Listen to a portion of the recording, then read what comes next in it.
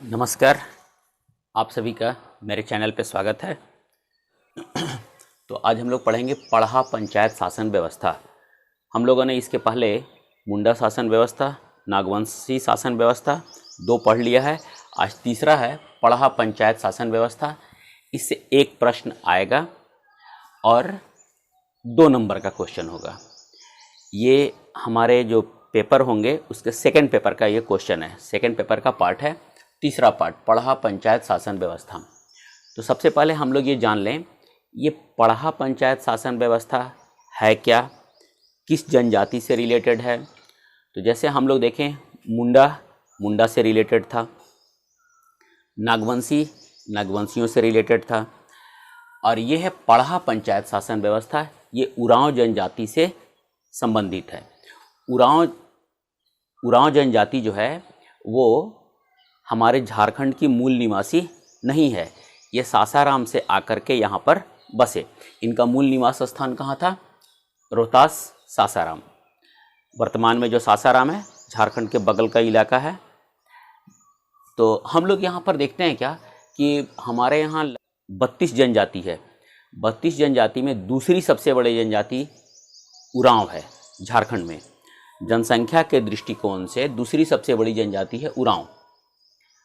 अब हम लोग ये देखेंगे कि आखिर ये उरांव क्यों आए बिहार से, सासाराम से, माने रोहतासगढ़ से, ये लोग क्यों हम लोग के यहाँ आकर के बसे। तो उस समय में मुगलों का शासनकाल था। मुगल अपना शासन व्यवस्था को बढ़ाने चले थे। बढ़ाने के क्रम में ये लोग उरांव जनजाति पे भी, जो रोहतासगढ़ के पास लोग रहते थे, वहाँ पर ये लोग आक्रमण शुरू किए।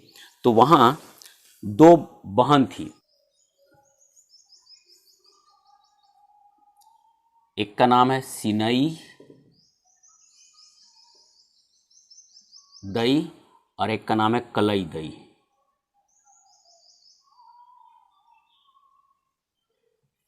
सिनई दई और कलई दई, ये दोनों महिला थी लोग।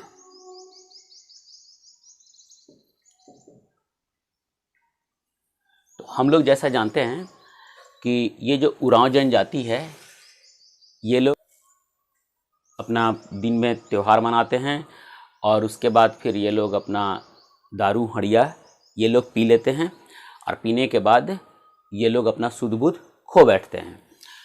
तो उसी समय में मुगल उसी पर्व के दौरान ही आक्रमण करते हैं उरांव जनजाति पे रोहतासगढ़ में। तो ये महिला लोग जो थी, जिसका नेतृत्व सिनई दई और कलई दई, सिनई दई का मतलब है सिनई दीदी और कलई दीदी, ये 2 महिलाओं ने, ये 2 वीरांगनाओं ने मुगलों का जो आक्रमण था उसका डटकर मुकाबला किया। ये अपने महिलाओं की सैन्य दल लेकर के और उन पे पुरुषों के वेश में ये लोग आक्रमण की मुगलों पर। तो जब ये लोग आक्रमण की तो मुगल डर से वो भाग चले। जब ये लोग भाग गए तो जब आगे वो लोग चला गया, वापस लौट गया, तो फिर उन लोग को पता चला कि ये पुरुष नहीं, ये महिला लोग थी पुरुष के वेश में, जो हम लोगों के ऊपर आक्रमण की। ठीक है, तो ये लोग वापस लौटा, मुगल लोग वापस लौटा और इन लोगों पे आक्रमण करके इन लोग को हरा दिया। तो ये लोग वहाँ से रोहतासगढ़ से भागते हुए हमारे छोटानागपुर में प्रवेश किए। ये इन लोगों की कहानी है। आज भी ये हम लोगों के यहाँ एक पर्व मनाया जाता है जिसमें महिला लोग जो है वो पुरुष का वेश धारण करती है और जंगल में जाती है शिकार करने के लिए। महिला पुरुषों के वेश में, पुरुषों के वेश में जंगल में शिकार करने जाती हैं।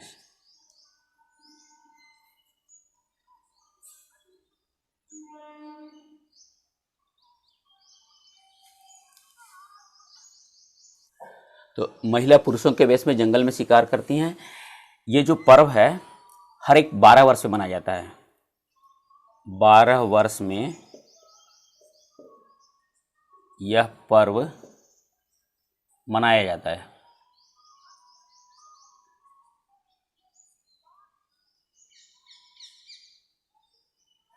इसका नाम है ये पर्व का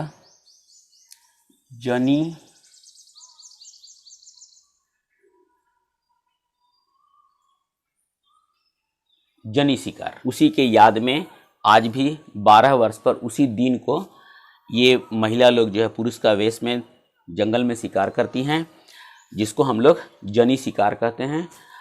12 वर्ष में यह पर्व मनाया जाता है एक बार। 12 वर्ष में यह पर्व एक बार मनाया जाता है और ये जंगल में जाकर के नृत्य करती हैं, उसको हम लोग बोलते हैं जनी नृत्य। उसको हम लोग जनी नृत्य, तो जनी शिकार हो गया, जनी नृत्य हो गया। ये लोग इसको लोग मनाता है। ये उरांव धीरे धीरे करके छोटानागपुर में आकर के बसने लगे। तो छोटानागपुर पूरा जंगल था, जंगल को ये लोग काटे और काट करके खेती के लायक जो ज़मीन बनाए उसको ये लोग बोले भूइहर ज़मीन। तो भूइहर ज़मीन किसको बोलते हैं? जो खेती, जंगल को काट करके खेती के लायक बनाया गया ज़मीन को हम लोग भूइहर ज़मीन कहते हैं। और जो बनाए, जो काट करके बनाए, उन लोगों को भूइहर कहते हैं। तो भूइहर किसे कहते हैं? जो उरांव प्रारंभ में आकर के छोटानागपुर में बसे उसे भूइहर कहते हैं। क्लियर है? प्रारंभ में आकर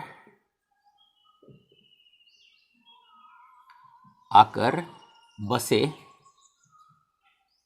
उन्हें, यहाँ पर सीधा है, ये उरांव जनजाति से ही हम बात कर रहे हैं, इसलिए हम यहाँ पे बार बार नहीं जिक्र करेंगे। प्रारंभ में आकर बसे उन्हें भूइहर कहते हैं। और जो बाद में आकर के बसे, ठीक है, जो बाद में आकर के बसे उन्हें बोलते हैं हम लोग जेठ रैयत। बाद में आकर बसे उन्हें हम लोग जेठ रैयत कहते हैं। महतो खूंट क्या होता है? तो खूंट का मतलब हम लोग देखे हैं मुंडा शासन व्यवस्था में परिवार होता है। खूंट का मतलब परिवार। तो महतो खूंट का मतलब होता है कि जो लोग प्रशासनिक व्यवस्था का लोग जो देखभाल करता था, मतलब महतो खूंट का हो गया काम प्रशासनिक व्यवस्था, प्रशासनिक एडमिनिस्ट्रेशन देखता था ये लोग। और पाहन जो धार्मिक कार्य को देखता था। तो धार्मिक कार्य या धार्मिक व्यवस्था देखना, धार्मिक कार्य। तो महतो खूंट हो गया, पाहन खूंट हो गया। अभी हम लोग यहाँ पर देखेंगे अब पढ़ा पंचायत शासन व्यवस्था कितने स्तरीय थी। जैसे मुंडा शासन व्यवस्था 4 स्तरीय थी, उसी तरह से पढ़ा पंचायत शासन व्यवस्था जो है वो त्रिस्तरीय है। तो आपसे यदि प्रश्न पूछा जाएगा कि पढ़ा पंचायत शासन व्यवस्था कितना स्तरीय है, 4 स्तरीय, त्रिस्तरीय, द्विस्तरीय, तो हम लोग उसका लिखेंगे त्रिस्तरीय। तो अभी हम लोग यहाँ पर ये तीनों स्तर को देखते हैं। तो पढ़ा पंचायत शासन व्यवस्था त्रिस्तरीय शासन व्यवस्था है। ये तीनों स्तर कौन कौन सा है? पहला स्तर है भूइहर गांव, दूसरा स्तर है पढ़ा पंचायत और तीसरा स्तर है अंतर पढ़ा। ठीक है, यही 3 स्तर है। सबसे नीचे का हो गया भूइहर गांव।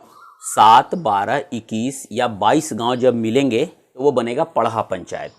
फिर कई पढ़ा पंचायत मिलकर के बनेगा अंतर पढ़ा। भूइहर गांव में जो शासन व्यवस्था है वो हम लोग उसको बांट रहे हैं। तो महतो, पाहन और भंडारी। तो सबसे पहले गांव का जो ये प्रशासनिक व्यवस्था था, तो धार्मिक और प्रशासनिक दोनों का काम कौन करता था? तो पाहन करते थे। पाहन ही प्रधान होता था। लेकिन जब इनके ऊपर जब बोझ बढ़ने लगा, पाहन के ऊपर जब बोझ बढ़ने लगा, तो क्या किया गया कि इस गांव का, भूइहर गांव का एक मुखिया चुना गया। उस मुखिया को कहा गया महतो। ठीक है, महतो के जिम्मे क्या क्या काम दिया गया? तो प्रशासनिक और न्यायिक काम। तो कहने का मतलब हो गया कि महतो प्रशासनिक और न्यायिक प्रधान होगा ये। और सबसे पहले महतो के जगह भी, महतो से पहले जो ये कार्य था प्रशासनिक और न्यायिक, ये बैगा देखते थे। और अभी वर्तमान में बैगा जो है वो पाहन के सहयोगी हैं, जो गांव का के देवी देवता का पूजा पाठ करते हैं, वो ये बैगा होते हैं। तो हम लोग महतो जान लिए कि महतो कौन है। तो सबसे पहले जो गांव का धार्मिक और प्रशासनिक कार्य था वो पाहन देखता था। पाहन के बाद जब पाहन के पास जब कार्य का बोझ बढ़ने लगा तो लोगों ने विचार करके एक मुखिया चुना जिन्हें नाम दिया गया महतो। तो महतो के जिम्मे काम दिया गया प्रशासनिक और न्यायिक कार्य। इसके बाद पाहन आ गए, पाहन के पास हो गया धार्मिक कार्य। इसका सहयोग देने के लिए हो गए बैगा जो देवी देवताओं का पूजा पाठ करते थे। इसके बाद भंडारी, भंडारी मैसेंजर होता है, सूचना आदान प्रदान करता है कौन? भंडारी, ठीक है। और भूइहर गांव में तीन हो गया, महतो, पाहन और भंडारी, यही प्रधान हैं। तो महतो प्रशासनिक न्यायिक प्रधान, पाहन धार्मिक कार्य का प्रधान और भंडारी सूचना आदान प्रदान करता था, मतलब ये लोग इसके सहयोगी थे। ये हो गया हमारा। महतो का जो पद था ये वंशानुगत होता था, ठीक है। इसका चुनाव नहीं होता था, जो उस परिवार का जो सबसे सीनियर आदमी होता था उसी को चुना जाता था महतो। इसके जो बाकी जो 2 पद थे पाहन और भंडारी, इनका चुनाव होता था, प्रत्येक 3 साल पर इसका चुनाव होता था। नया पाहन या नया जो भंडारी होता था वो सरहुल के दिन उसको पद ग्रहण कराया जाता था। तो किस दिन होता था? सरहुल के दिन होता था। कितने साल के लिए होता था? तो 3 साल के लिए होता था। ये हो गया। इसके बाद हम लोग यहाँ पर ये भुइहरी गांव में से ही रिलेटेड हम लोग अभी देख रहे हैं। अभी हम लोग ये दोनों को छोड़ दिए हैं। तो ये महतई ज़मीन और पाहनई ज़मीन और भंडारगिरी ज़मीन, इसका नाम से पता है हम लोग को कि जो महतो को जो ज़मीन दिया जाता था, महतो को जो ज़मीन दिया जाता था उस ज़मीन को कहते थे हम लोग महतई ज़मीन। तो ये महतो की ज़मीन, महतो की ज़मीन को महतई ज़मीन। पाहन को जो ज़मीन दिया गया तो पाहन की ज़मीन को हम लोग बोले पाहनई ज़मीन, और जो भंडारी को जो ज़मीन दिया गया उसको हम लोग बोलेंगे भंडारी की ज़मीन। इसको हम लोग बोल रहे हैं भंडारगिरी ज़मीन। तो ये हम लोग पूरा भुइहर गांव क्या होता है, इसका निर्माण कैसे होता है, तो इसको एक बार फिर से हम लोग संक्षेप में देख लेते हैं। भुइहर गांव ये पढ़ा पंचायत शासन व्यवस्था का सबसे लोवेस्ट, सबसे निम्नतर स्तर है। शासन व्यवस्था को देखने के लिए वहाँ पर 3 पदाधिकारी का चुना गया। एक हो गया महतो। तो महतो जो कि था वो वंशानुगत होता था, जो उस वंश का जो सबसे सीनियर व्यक्ति होता था उसका महतो चुना जाता था, जो गांव का प्रधान होता था, मुखिया होता था। पाहन धार्मिक कार्य करने के लिए इनको चुना गया था। भंडारी इनका काम था मैसेंजर का, सूचना का आदान प्रदान करता था। तो पाहन और भंडारी का चुनाव 3 साल के लिए होता था। ये दोनों पद चुनाव से संबंधित थे। नया पद सरहुल के दिन किया जाता था। महतई ज़मीन महतो की ज़मीन को, पाहनई ज़मीन पाहन की ज़मीन को, अब भंडारगिरी ज़मीन भंडारी की ज़मीन को। अब हम लोग पढ़ा पंचायत देखते हैं। पढ़ा पंचायत में हम लोग देखेंगे पढ़ा राजा, दीवान, मंत्री, कोटवार, पैनभरा और गोड़ाइत, ठीक है। ये इतना पद हो गया। तो अब आगे हम लोग यहाँ पर देखेंगे कि ये जो पद जो है पढ़ा, दीवान, मंत्री, कोटवार, पैनभरा, गोड़ाइत, पढ़ा राजा का काम क्या होता है, तो ये प्रधान होता है। पूरे पढ़ा पंचायत का प्रधान कौन होगा, तो पढ़ा राजा। दीवान पढ़ा राजा का सहायक होगा। मंत्री ये सलाहकार होगा, ये दोनों का, पढ़ा राजा और दीवान का सलाहकार होगा। कोटवार जो है वो मैसेंजर है, संदेश का वाहक है, आदान प्रदान करने वाला। और पैनभरा जो है, जो वहाँ पर जब मीटिंग होगा, जैसे कोई वाद विवाद हो गया तो वो मीटिंग को व्यवस्थित करने वाला काम पैनभरा का काम था। और गोड़ाइत जो वादी और प्रतिवादी होंगे, जो 2 गुट होगा जिसके बीच में वाद विवाद चल रहा है, उसका ये निपटारा करेगा ये गोड़ाइत। अभी हम लोग यहाँ पर देखें ये पढ़ा का निर्माण कैसे हुआ था, तो 7, 12, 21 या 22 गांव को मिलाकर, है ना, ये एक पढ़ा बना। 7, 12, 21 या 22 गांव मिलकर के एक पढ़ा का निर्माण हुआ। ये पढ़ा पंचायत बना। पढ़ा पंचायत का जो मुखिया होता था, जो हेड होता था, उसको हम लोग पढ़ा राजा कहते थे। तो पढ़ा राजा के नीचे 5 पद होते थे, दीवान, मंत्री, कोटवार, पैनभरा और गोड़ाइत। तो इसके नीचे पढ़ा राजा का जो पद होता था ये वंशानुगत होता था, इसका चुनाव नहीं किया जाता था। तो पढ़ा राजा का पद वंशानुगत होता था। दीवान, मंत्री, कोटवार, पैनभरा और गोड़ाइत इसका चुनाव होता था।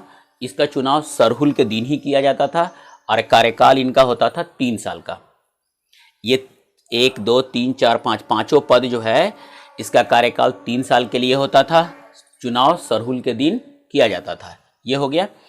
अब हम लोग यहाँ पर देखेंगे राजा गांव, दीवान गांव। तो ये जो राजा का जो गांव हुआ, मतलब पढ़ा राजा का जो गांव होता था उसको बोलते थे हम लोग राजा गांव। दीवान गांव किसको बोलेंगे? जो दीवान का जो गांव होता था उसको हम लोग बोलते थे दीवान गांव। और जो पैनभरा का जो होता था उसको बोलते थे पैनभरा गांव। कोटवार का जो हुआ उसको कोटवार गांव, और बाकी जो शेष बचा उसको हम लोग प्रजा गांव के नाम से जानते हैं।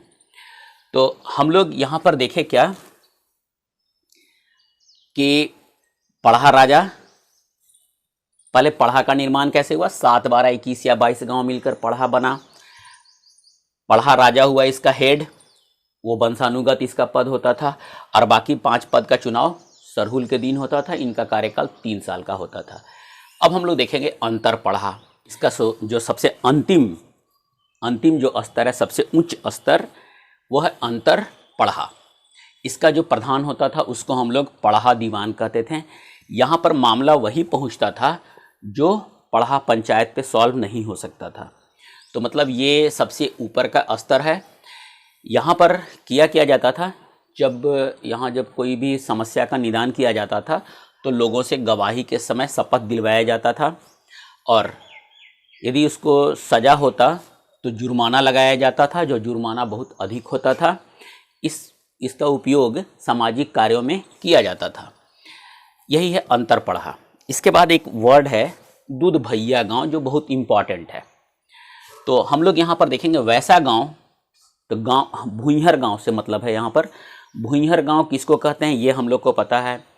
जब ये लोग उरांव लोग जब रोहतासगढ़ से आए और जंगल को छोटानागपुर में जब प्रवेश किए और जंगल को काट करके जो बनाने लगे ज़मीन खेती के लायक, उसको भुइहर ज़मीन बोले। और जो गांव बसाए तो उस गांव को कह रहा है कि वैसा गांव जो एक पढ़ा को छोड़कर, पढ़ा किसको बोलते हैं?